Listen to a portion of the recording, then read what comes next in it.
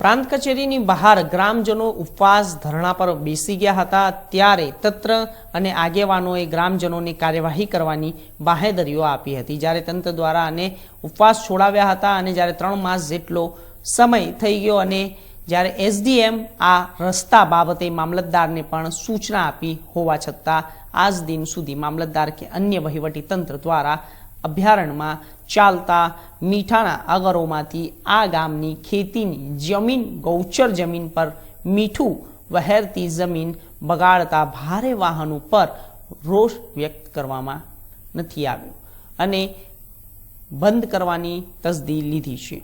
તો આ સાથે 48 કલાકમાં રસ્તાઓનો નિકાલ નહીં કરવામાં આવે તો ગ્રામજનો મજબૂર બની ગયા છે અને ગાંધી ચિંધ્યાના માર્ગે જવાની ફરજ પડશે।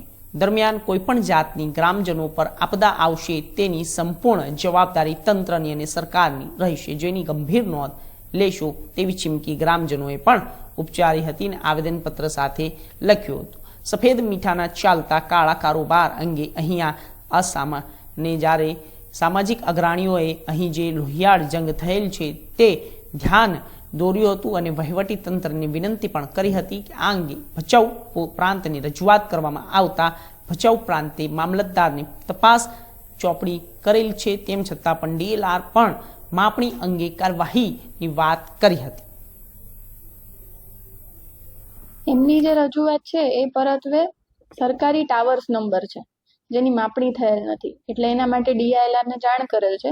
આ ઉપરાંત આ બાબતે હજુ વધુ સારી તપાસ થઈ શકે એ માટે મામલતદારશ્રીને પણ લખેલ છે અને ત્યાં તપાસ ચાલુમાં છે મામલતદાર પાસે।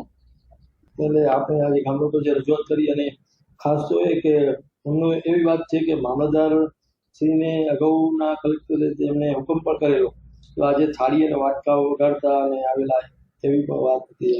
હા, એ જે તે વખતે એ લોકો આવેલા પણ તપાસનો વિષય હતો એટલે તાત્કાલિક નિર્ણય ના લઈ શકાય અને જો સરકારી જમીનમાં કોઈનું પણ દબાણ નીકળશે તો એ સરકારી કાર્યવાહી જે રીતે થતી હશે કાયદાકીય એ રીતે ચોક્કસ કરવામાં આવશે।